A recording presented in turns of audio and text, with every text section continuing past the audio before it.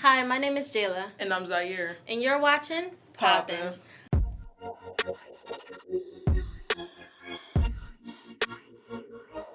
POPPYN stands for Presenting Our Perspective on Philly Youth News. We are a youth-led news show that highlights the positive things youth are doing in the city and issues from a youth perspective. This is our 26th episode where we will be focusing on youth resilience in Philadelphia. Youth resiliency is attributed to young people who manage stress and continue to push on when faced with difficult conditions and traumatic circumstances. In this episode, we will be highlighting ways young people are coping with a range of issues that occur not only here in Philly, but across the nation. These issues include gun violence, sexual harassment, diabetes, bullying, and the discrimination against the LGBTQ community. In our first segment, we have a poem by POPPYN senior producer Sophia called Black Girl Magic. My name is Sophia Barrett. I'm 17, and this piece is called Black Girl Magic. Fire in her eyes. The sun mixed her melanin just to make it the right shade of brown sugar. God's greatest creation.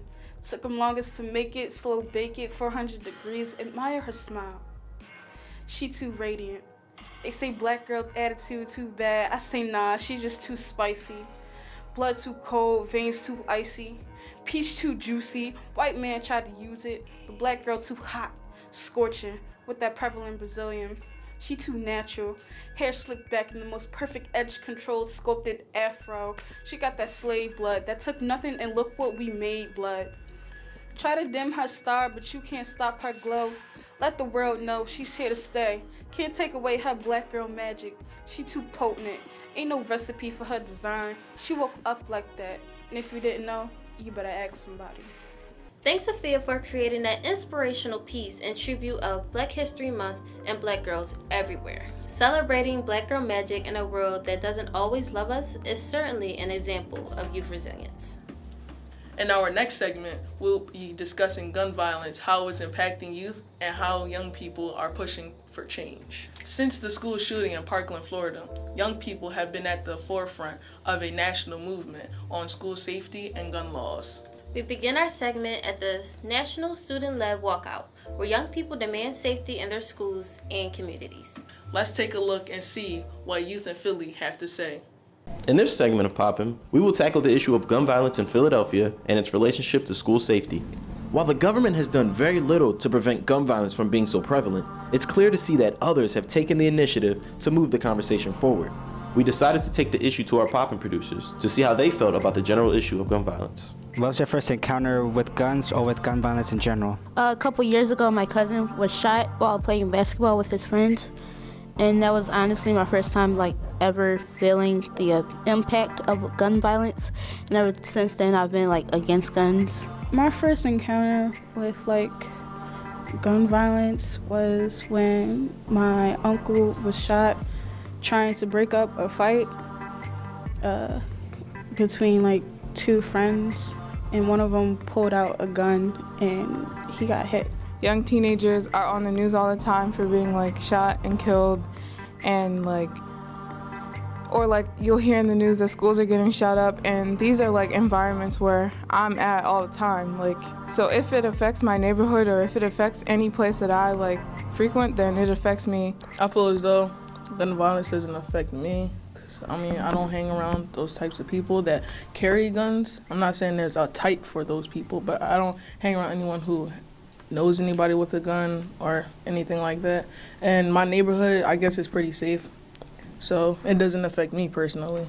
Although some students feel gun violence does not affect them, this violence can appear closer than they think. We share the story of William Bethel, a young man who died in Philadelphia earlier this year at the hands of a firearm. Our producers who knew William had the chance to be a part of a memorial bike ride that was dedicated to their fallen friend. We got together, we rode for William Bethel because he tragically got shot on Easter Sunday, and that following Saturday, April 14th, we rode for him. So for me, it was sad, but then again, it was fun because we all got to come out and take our last ride with him. For a kid that young, I've never seen so many friends come out to support somebody for anything, and that was so much love. We spoke to Scott Charles, who is the director of the Cradle to the Grave program and a trauma outreach coordinator at Temple University Hospital. We wanted to hear more from his perspective on the gun violence epidemic in Philadelphia and how his program helps to inform people about the misuse of firearms. Young people quite often are in the crosshairs when it comes to gun violence. For instance, gun violence is the leading cause of death for young black men in the city of Philadelphia. Somewhere close to 60% of the time that a young black man between the ages of 15 and 24 dies in the city, it's because somebody pointed a gun at him and pulled the trigger. Where gun violence is most prevalent is where you have lower economies. You know, you have the lower household incomes where you have the highest rate of gun violence. The answer to this problem is really in trying to create jobs and opportunities, and you see violence happening where those things are scarce. I always say that doctors can fix almost anything. The one thing that they've not figured out how to fix is a broken heart, and that's why this issue really is an issue. It's about you know, the pain and the heartache that gun violence leaves in its wake. Finally, we take a look at the National School Walkout, where many students marched to advocate for the improvement of school safety. After the recent Parkland, Florida school shooting, students had enough of the fact that anyone could have access to and impose a threat to a place where they should be guaranteed safety. Why are you here today? I'm here today because I think that it's our right to ask for our protection in school and to feel safe when we're getting our education. And I think that our lawmakers and the adults in this country should be looking out for us. How many people have to die for you to understand that it could be your kid next? Like, students should be able to feel comfortable and safe when they walk into a school place. What brought me here is I'm here to show my support and my love, because this is a big deal that's going on. This isn't the first time it happened, and it's sad that us students, we have to put together a march in order to show that we want to be heard and we want change to come. You know, a lot of times when you have these kinds of massacres in suburban areas, the country responds quickly. And in the case of what happened in Parkland, you saw a nation that rose up, and you saw a youth movement that rose up. And the fact that the nation paid attention, I think, says everything about who the victims were. Philadelphia's march led hundreds of students to walk out of their classrooms, demanding safer schools. The Philadelphia Student Union collaborated with JUNTOS, GALAEI, and other organizations to organize the march. My school feels as though that we are not going to participate in this event. They think we're just gonna go home. But I'm not like these other students who don't care about the class.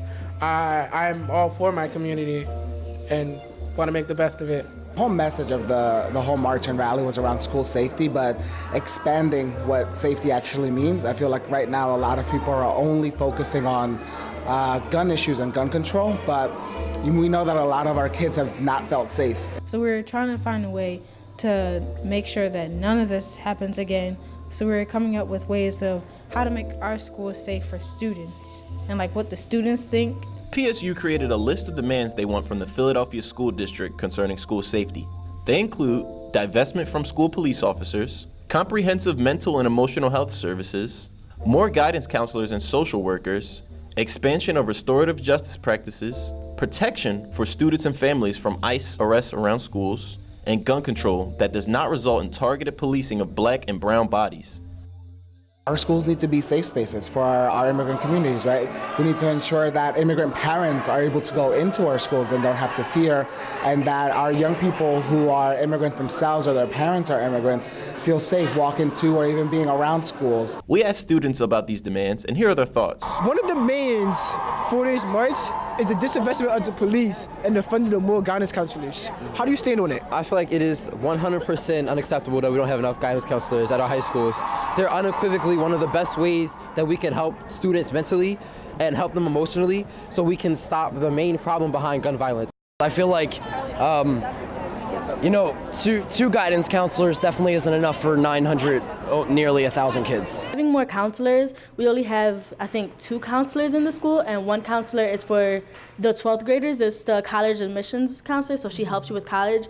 And then the other one, he is for like all the emotions that you're going through, and he would have to deal with the entire high school class. Do you believe in restorative justice for schools instead of suspension and expulsion? Absolutely, I do. I mean, it is ridiculous that we've got this system. It's like a school to prison pipeline, and it's horrific. And children early on get then caught up, and these are mostly black and brown children, and it is not right. It's not just. We have to make schools safer. We have to make education better. We have to make jobs more plentiful if we're ever going to have, we're ever going to address this issue in a real way. Otherwise, what we're all doing is we're all slapping Band-Aids on this issue. We asked the organizers, what are the next steps in the process of fighting for safer schools? You can get involved in any way possible, from talking to your principal to joining other student-led clubs to joining PSU, JUNTOS, and any other programs that support students, because we do have power and we can make change. We're going to stay in the same situations that we're in. It's not going to do anything if you're staying silent. So using the voice that you have is the most powerful weapon that you can ever do. What do we want? Gun control! What do we want it? Now! What do we want? Gun control! What do we want it? Now! What do we want? Gun control! Did you know that Pennsylvania has one of the weakest gun laws in the nation and received a C grade from the Law Center to Prevent Gun Violence in 2015? How many more lives have to be lost until lawmakers take bold action? I know, right? Between 2005 and 2014, nearly 14,000 people were killed by a gun in the state. That's more than 2.5 times the number of soldiers killed in Iraq and Afghanistan wars combined. But it's refreshing to see so many people speaking out across the nation. There's definitely strength in numbers when students demand a change in their school and community. Speaking of demanding change in our schools and communities, up next we go to TUFF Girls, an organization empowering young Black and Latina girls in North Philly. It's all about sisterhood. TUFF Girls provides a safe space for self-care, solidarity, and a better understanding of the political struggles they face every day. Tough to these girls is not just a quality about being strong. Tough means turned up for freedom. Let's take a look.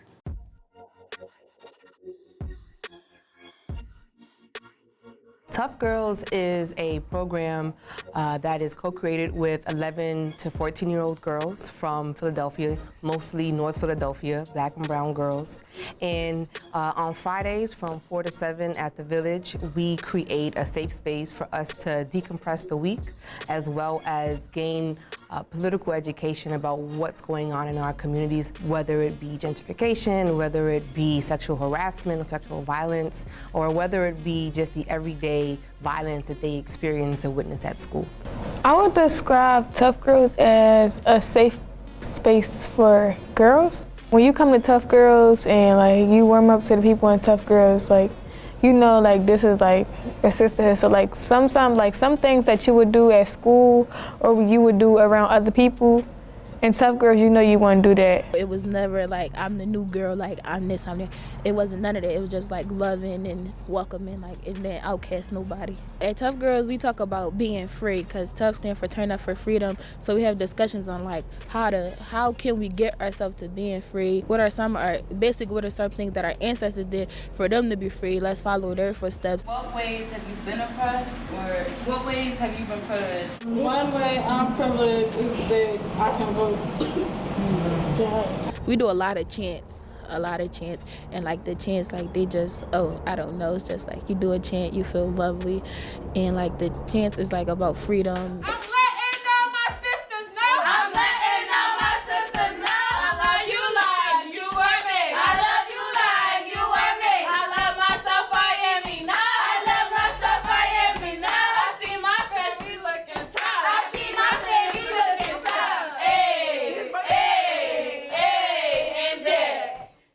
You can't just think you're free without being free. Now I know if I can go somewhere, I can be myself, unapologetically myself, not trying to fit in with nobody, not trying to put their shoes on or wear their shoes, be like them, trying to be me. Don't change who I am for nobody. That's what I think free is. In TUFF Girls, you guys have been talking about injustice. How has TUFF Girls helped you respond to injustice? TUFF Girls helped me respond to injustice by knowing, not always going straight to violence or just getting mad like all fast. It's thinking of a long-term plan. I have learned how to be a fighter in like so many different ways, but not actually physical fighting. And I thank TUFF Girls and Dr. Mahdi and all my other women from TUFF Girls that taught me that like you can be a fighter, but you don't always have to physical fight.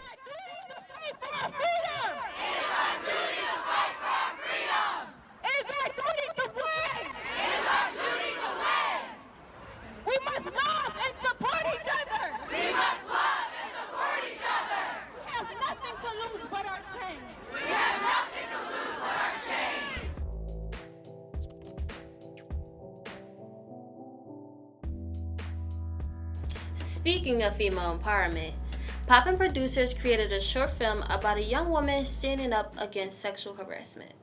That's good. Roll that clip.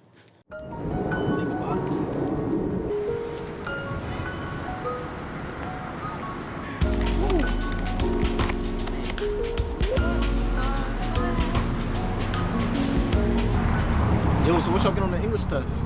Yo, I was up all night and I didn't even study. What you get? Staying up all night? Trying to play Fortnite. Come on. Yo, look, at least some of us have socialized and can't be up all night studying. Yeah. At least some of us going past the 12th grade. Damn, you gonna let it come at your neck like that? No, I know you're not talking. Man, at least we got a chance to go to this extra credit. That's all I'm caring about right now. You know Jamal went to this poetry stuff, extra credit or not. Yo, how many times I gotta tell y'all to stop dissing poetry, yo? Come on. That don't even matter right now. What does matter is, who's that John over there, and why you got my number, like? That's you ugly. That's not what your mom said, Tyrone. Ooh, chill. Come on, y'all. We got things to do, places to go. Come on, we gotta get out of here. I guess, but we do got about 20 minutes, so I mean... So, first of all, who'd you call a young boy? You know I'm your pops. Never that. First of all, this is my block, first of all. Yo, if this your block, why'd you go come to that girl over there? Sure, yo, she look busy, come on. What? Busy? She looking for a black king to make her a queen. You get goofy, yo. I don't know though, she is looking kind of bad in them jeans right now. Right, bro? She looking like a snack, I want a piece. Got that. Look, if you ain't gonna come at her, I ain't. Hey, yeah, show you the blue sweater. My man's not come at you. What you doing, yo? Come on, bro. Ain't all that macho talk. Dang. Come on. It's time to man up, man. All right. Y'all know who it is. Y'all. Hey, yeah. Shorty. She was funny.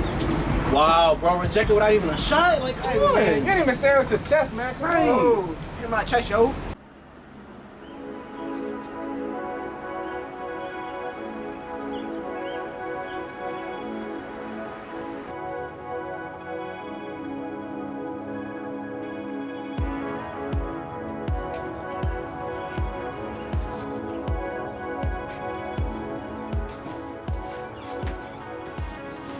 All I see is weeds in the garden of where our love used to be. Why did you leave me? Why did you leave me? Okay, cool. Give it up for Mr. Antonio one more time. Thank you for sharing that with us. So, at this time, I would like to bring to the stage Cypher the Poet. Can y'all give it up for Cypher? Thank you. Okay, so, hey guys, my name is Cypher, and I originally came here with the idea to do something else, but on my way here I was inspired, so this is what I have for you guys. Here it is. Being a girl in my day and age, we've grown accustomed to the catcalls, the glares, the stares. Tell me to smile more and my rage just flares. But why should I be mad though? I should be flattered. He's just being nice, right? Until his ego gets shattered. Now he's yelling and shouting down the street, calling me out of my name. And after everything is said and done, I find out my outfit was to blame. And this type of violence gets passed on like a tradition. So sad to see my peers in a similar position. The situation makes me livid. Almost like you're spitting in my face and finding ways to further disgrace my existence. I could say I'm sick of it, but that's not enough. So I'm gonna call you out your bluff so we can find out who's really tough. Thank you. Cool. Give it up for Cypher the Poet.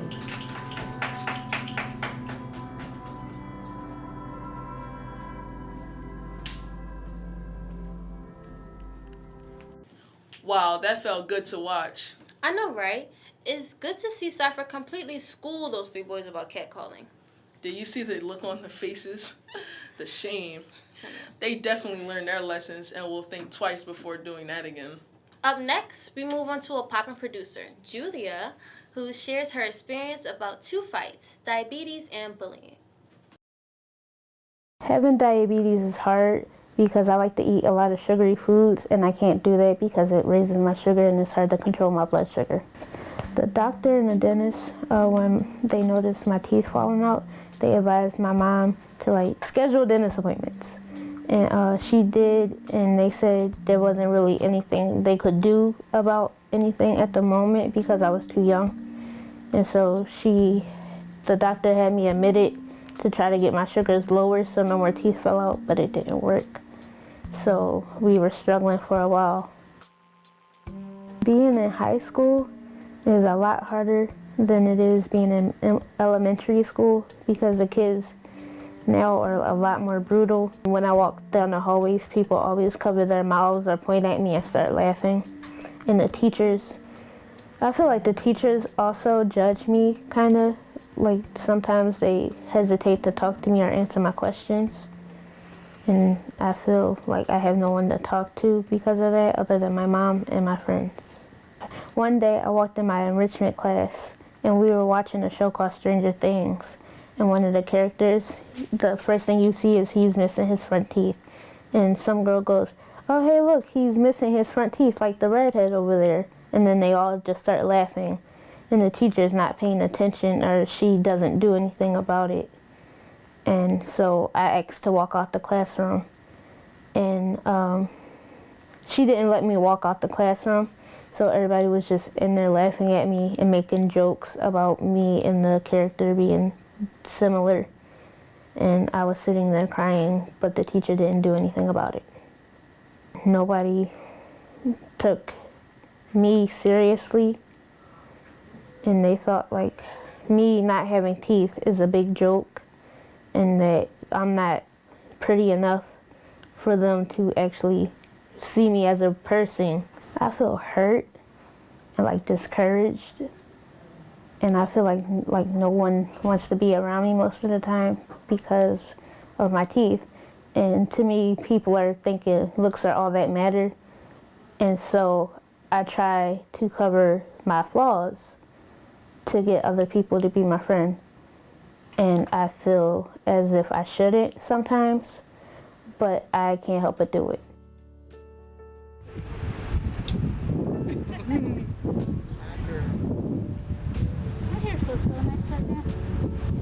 My mother offers me the most support because she helps me with the bullying. She tells me that certain things are going to be okay, and she goes up to the school to talk to teachers and stuff about the bullying, which helps a lot. Support to me would look like kids encouraging me to talk more without covering my mouth, or to smile more instead of telling me, "Oh, look, she doesn't have teeth, so she's ugly," and all this other stuff. So support to me would be kids and adults actually being nice instead of looking away or judging me. To the people who are experiencing the same thing as me with the diabetes and are losing their teeth, I would say be yourself, because there are people who are going to hate on you and talk bad about you, but that's only because they have something else going on that they want to take their anger out on you instead of just keeping it in, I guess. And to the bullies, I would say it's not fair because you don't know what other people are going through in their lives. And so you being rude is adding extra to their lives that they don't need. To the staffs and teachers, I would say focus more on people because you don't know what's going on or you don't care about it, and people are hurting themselves because of other people, what they're saying about you, and it's getting to them, and you're not doing anything about it. So I would say, like, be more aware.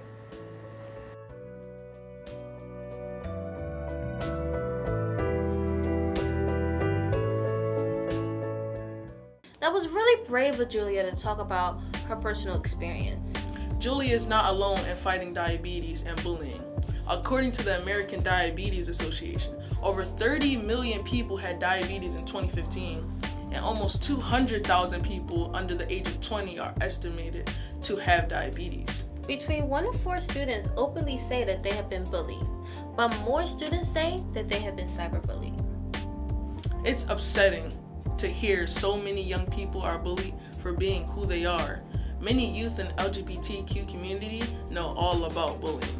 Although Philly is constantly recognized as the most LGBTQ-friendly cities in the country, there still remains some tension.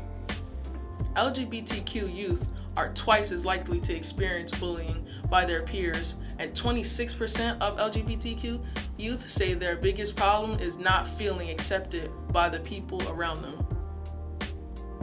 In Philly, LGBTQ youth are addressing problems like homelessness, poverty, discrimination, but they are also working to increase self-love and safe spaces. GALAEI, a queer Latinx social justice organization, is one of those safe spaces. POPPYN producers had the chance to sit down with youth leaders from GALAEI, the Ally Safe School Program, and Amber Heights, the executive director at the Mayor's Office of LGBTQ Affairs, to get insight on local challenges and initiatives. Being your amazing, queer, beautiful self is an act of resistance, right? A lot of people think that we shouldn't be here, so just living in your truth is an amazing thing to do. On this segment of POPPYN, our producers take a look at the resilient LGBTQ youth of Philadelphia and those that help to uplift them and enact change within their community. We talked to youth coordinator Francisco Cortez and the youth organizers at GALAEI, youth advocate TUFF Nelson at the Mazzoni Center, and the executive director of the Office of LGBTQ Affairs, Amber Heights, on the issue that LGBTQ youth face every day, as well as what is being done to combat these problems. We start with TUFF Nelson of the Mazzoni Center here in Philadelphia. My name is TUFF Nelson. I am born and raised in West Philadelphia, and I work here at the Mazzoni Center as our Ally Associate. I am in charge of most of our youth recruitment and GSA development. So the Ally Safe Schools program is a program that was developed in 1997, I believe. And as of now, we have our events portion where we plan Philly Youth Pride. We have our LEAD conference coming up soon.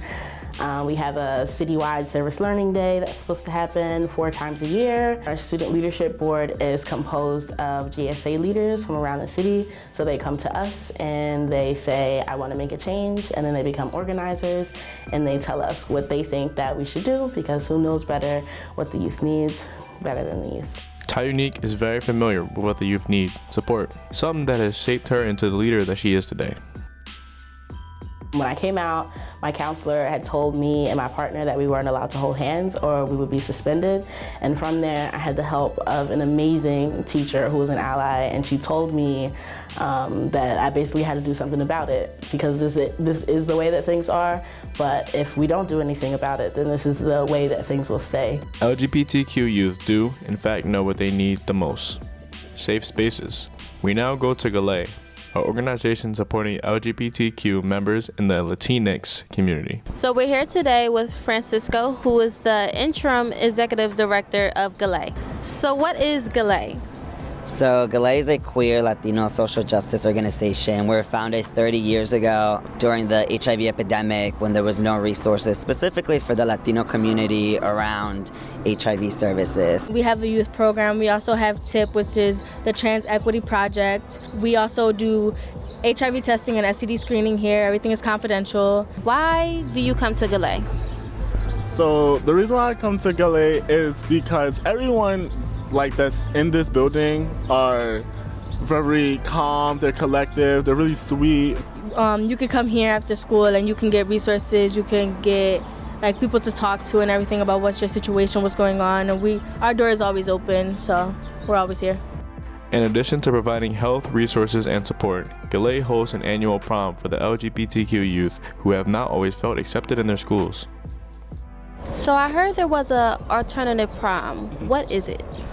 So alternative prom is an LGBT space. It's technically made for anybody, but it's mostly for LGBT youth. It all started actually 23 years ago with a bunch of the young people that were coming to the then youth coordinator, Louis Ortiz, and said, you know, our prom isn't welcoming, like we want a prom for us. And so Louis was like, well, let's create a prom. And so that happened 23 years ago, and 23 years later today, we are able to have this event every year for about 100 plus Philadelphian youth. Why is the alternative prom so important to you? Because going to alternative prom, I'm able to talk to more people that I'm comfortable with because I have an actual bond with. I've spoken to them more, and they see the real me. They don't see the person that I am when I'm inside of school, because I'm constantly being censored while I'm in school. For me, I just think of it as a prom of our own. So, you know, not a lot of us LGBT youth, you know, go to our prom because, you know, we either feel uncomfortable or we can't dress the way how we want to dress. We have to dress that certain dress code. And, you know, the alternative prom is be you. Organizations like GALAEI and the Mazzoni Center are not the only advocate urging LGBTQ youth to be themselves. We asked Amber Hikes, Executive Director of the LGBT Affairs at the Mayor's Office, to speak about what's being done on a policy level. One of the most helpful things that this office can do is listen to LGBTQ youth and do what we can where we are to provide not just resources but policy that can help solve some of the issues that they're experiencing, whether those issues are in school, whether these youth are in care, possibly with DHS, experiencing homelessness. So we work with Valley Youth House and the Office of Homeless Services to make sure that the needs of LGBTQ youth are specifically focused on, because we know that LGBTQ youth are overrepresented in these systems profoundly, and then LGBTQ youth of color, of course, especially in Philadelphia, are even more represented. So it's our job to make sure that we're focusing on the most marginalized populations. What are some ways that you see LGBTQ youth being resilient in Philly? We're making clubs in our schools. We're showing face. We're going to Pride. We're going to Outfest. We're letting people know that we're here. We are showing people that we don't care what they say, what they do to us, because we're still going to stick around even if they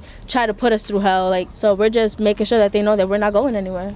We're definitely thriving because you see people opening GSAs, you see people being leaders in their communities, you see people still standing up for their rights in schools, no matter if the rights that are being snatched from students go outside of LGBTQ youth. I say all the time that LGBTQ youth, they're not the voice of the next generation, they're the voice of this generation. Like right now, they are leading us, they're showing us the way. We just need to step up and use our access to be able to elevate those voices or get the hell out of their way.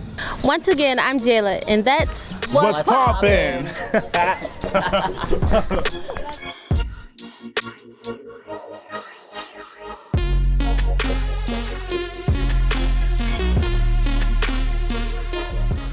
That wraps up our 26th episode on youth resilience in Philadelphia. Thanks to all of the young people and adults who contributed their voices, stories, and time. We realize it isn't easy to talk about overcoming challenges on camera, and we hope your story has encouraged someone else who is watching. To see more of our episodes and segments, please follow us on Instagram, Facebook, YouTube, and Twitter. And let us know what you think. Once again, I'm Jayla. And I'm Zaire. And that's What's Poppin'.